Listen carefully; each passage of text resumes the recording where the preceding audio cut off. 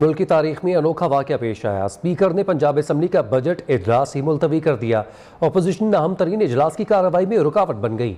6 घंटे ताख़ीर से इजलास शुरू होते ही ऐवान का माहौल गर्मा गया। स्पीकर ने पहले हुकूमती तर्जुमान अता तारड़ को ऐवान से बाहर निकाल दिया।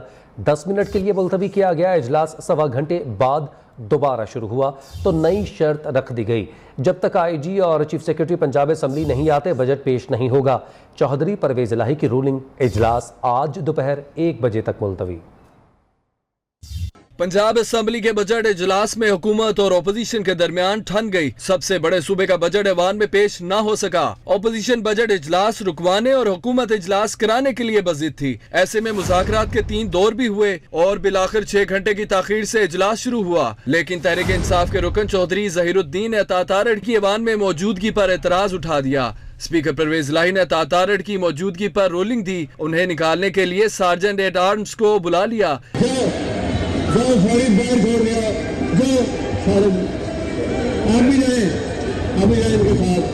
उनको बाइज्जत तरीके से बाहर छोड़ गया। ऐसे में हुकूमती अरकान अता तारड़ के सामने आ गए। फिर हंगामा आराई के साथ ऐवान में गो तारड़ गो के नारे भी लगाए गए।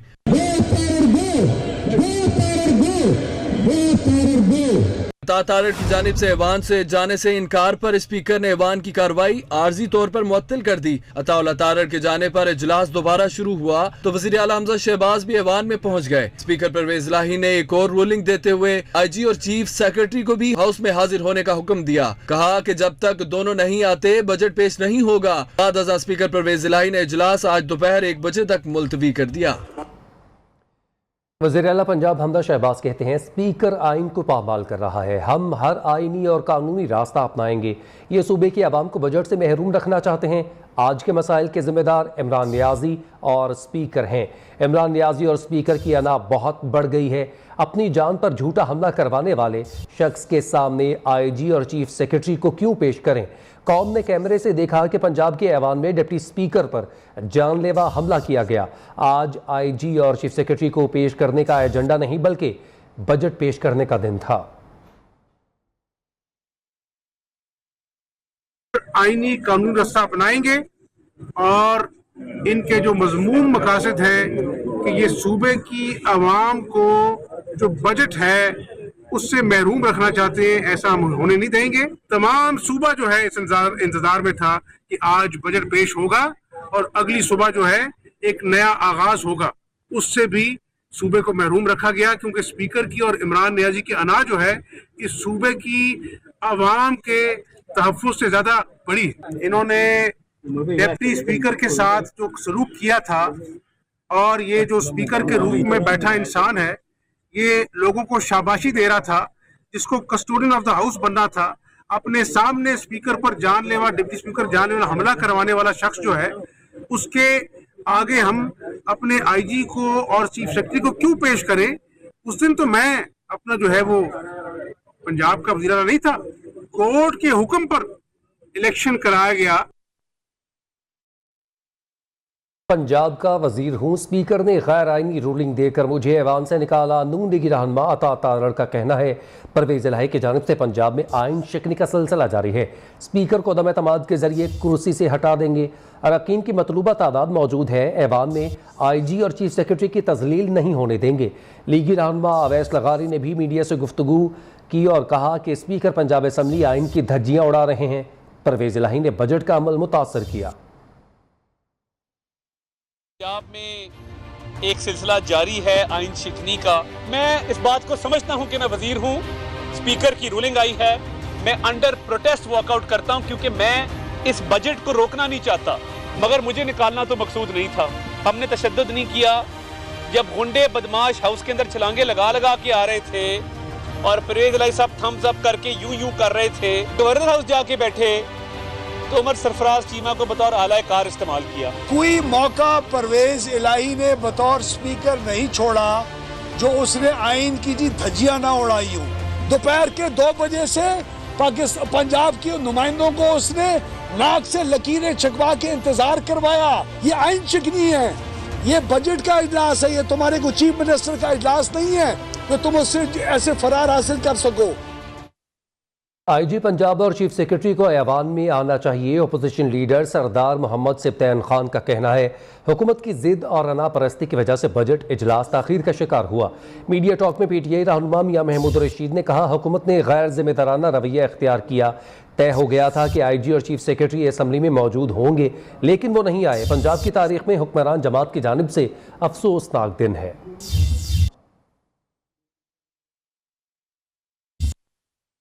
जब चीफ मिनिस्टर आ रहे हैं, चीफ मिनिस्टर की इज्जत के लिए आईजी और चीफ सेक्रेटरी को आना चाहिए था। वो उसी जिद पे कायम रहे। दोनों को आना चाहिए, इनको जवाबदेह होना चाहिए और ये अवाम के खाते में एक इंतहाई गैर जिम्मेदाराना रवैया इख्तियार किया गया। जब बिजनेस एडवाइजरी कमेटी में ये तय हो गया था बैठ के आईजी और चीफ सेक्रेटरी वहाँ पर मौजूद होंगे, जवाबदेह होंगे, वो मौजूद होंगे। डेलिबरेटली उन्हें हाउस के अंदर आज नहीं लाया गया। आज पंजाब असम्बली की तारीख के अंदर स्याह दिन है। ये हाउस उस वक्त तक नहीं चलेगा जब तक आईजी चीफ सेक्रेटरी हाउस के अंदर नहीं आएंगे।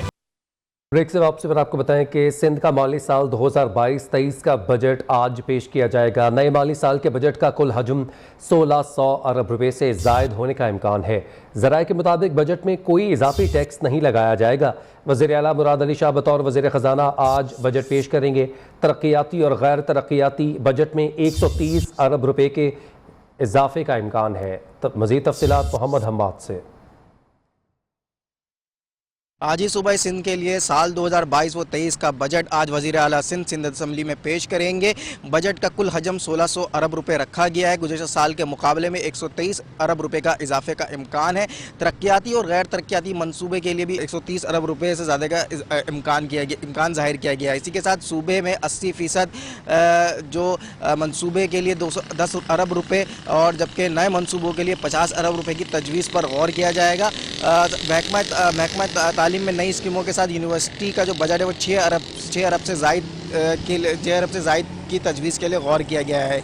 जबकि महकमा बल्दियात के लिए भी जो है वो बजट पेश किया जाएगा। साथ ही साथ जो सरकारी अफसरान हैं उनकी सैलरी में इजाफा और जो पेंशन है उसके लिए भी जो है बजट के लिए तजवीज़ पेश की जाएगी। जो 80% जो मंसूबे जारी हैं उसके लिए 210 अरब रुपये और जो नए मंसूबे हैं उसके लिए 50 अरब। बहुत शुक्रिया हमाद, आपने इस हवाले से अपडेट किया। सिंध का आइंदा माली साल 2022-23 के बजट का कुल हजम 1600 अरब रुपये मतवक्के होगा। गुज़श्ता साल के मुकाबले में 123 अरब रुपये इजाफे का इम्कान है। रिपोर्ट करेंगे कामरान सोहेल। सिंध के आइंदा माली साल 2022-23 के बजट की तजवीज़। बजट का कुल हजम 1600 अरब से जायद मुतवक्को। गुज़श्ता साल के मुकाबले में 123 अरब रुपए का इजाफा।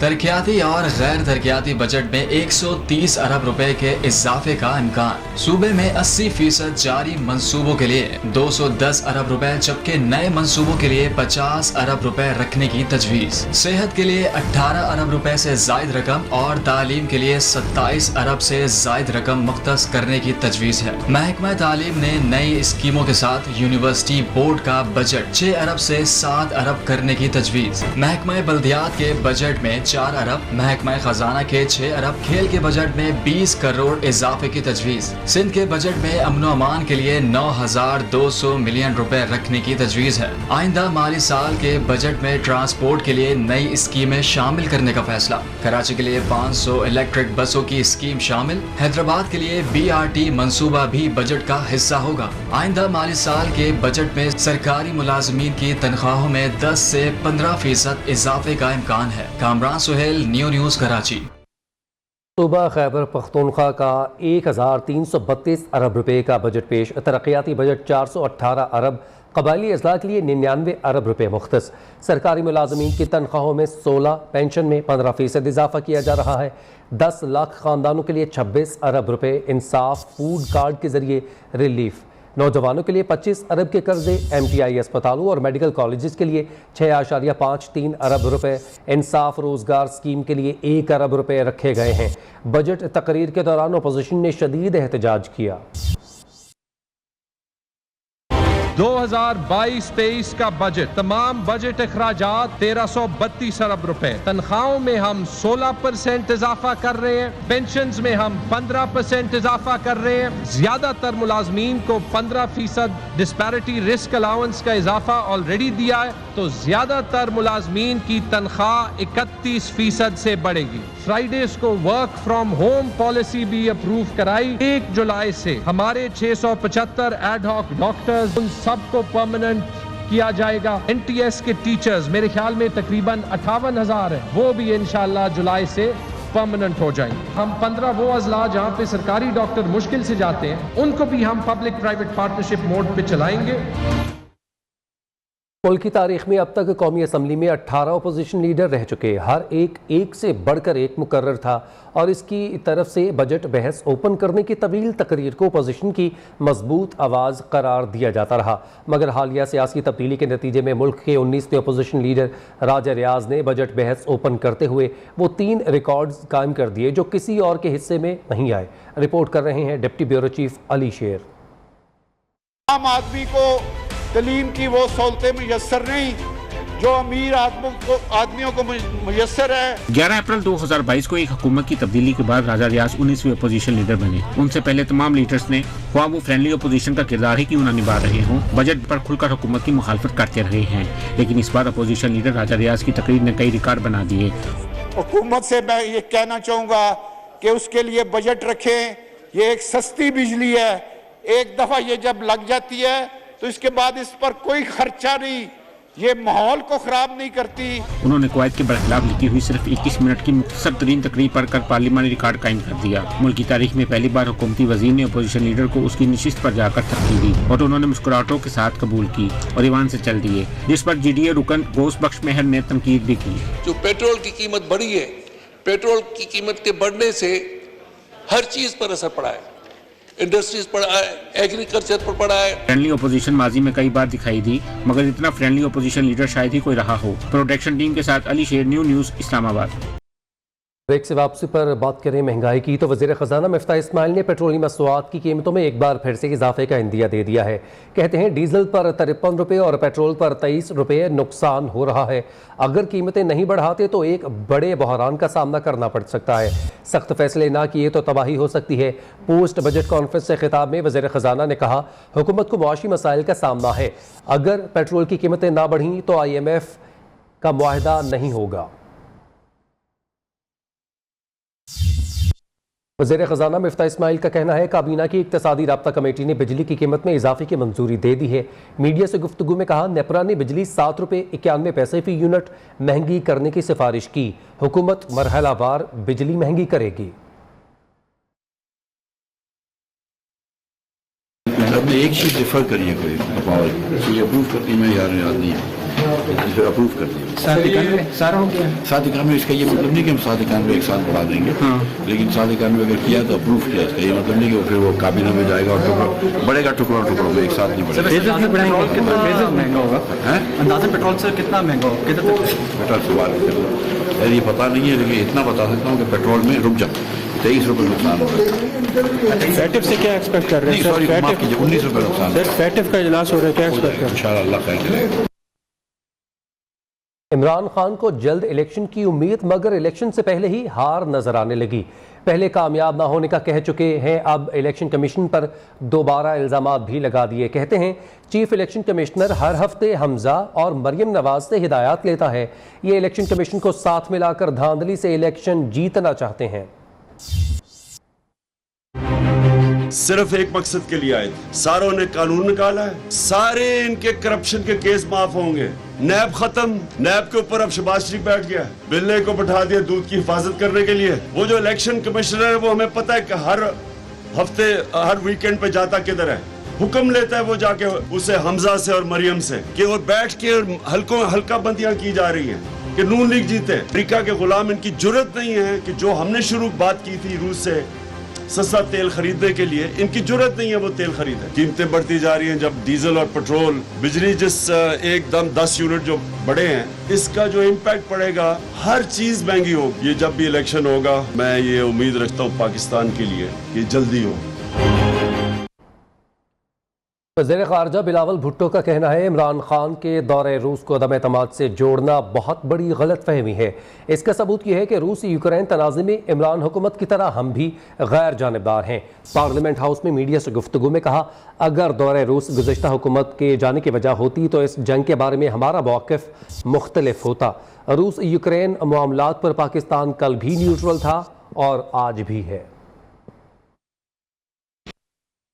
जहाँ तक दौरे रूस के टॉपिक है, मैं समझता हूँ कि ये बिल्कुल एक गलतफहमी होगा अगर हम समझते हैं कि उससे हमारा अदम एतमाद से कोई ताल्लुक है। और उससे सबसे बड़ा सबूत ये बात है कि पाकिस्तान का जो मौक़िफ़ है, पाकिस्तान का जो न्यूट्रल पोजीशन है इस जंग के हवाले से, वो पिछली हुकूमत का पोजीशन था और जैसे आपने देखा वो हमारा भी पोजीशन है। तो अगर वो वजह होता हुकूमत का जाने का तो उस पॉलिसी में कोई तब्दीली आ जाता, लेकिन हमारा पाकिस्तान का जो मौक़िफ़ है रूस और यूक्रेन के जंग के बारे में, हम कल भी न्यूट्रल थे और आज भी। फाइनेंशियल एक्शन टास्क फोर्स का इजलास आज से 17 जून तक जर्मनी के शहर बर्लिन में मुनक़िद होगा। पाकिस्तान को 16 जून को FATF ग्रे लिस्ट से निकालने जाने के फैसले का कभी इम्कान है। इजलास में पाकिस्तान के ग्रे लिस्ट में रहने से मुताल्लिक अमूर 15 और 16 जून को सेशन में ज़ेर गौर आएंगे।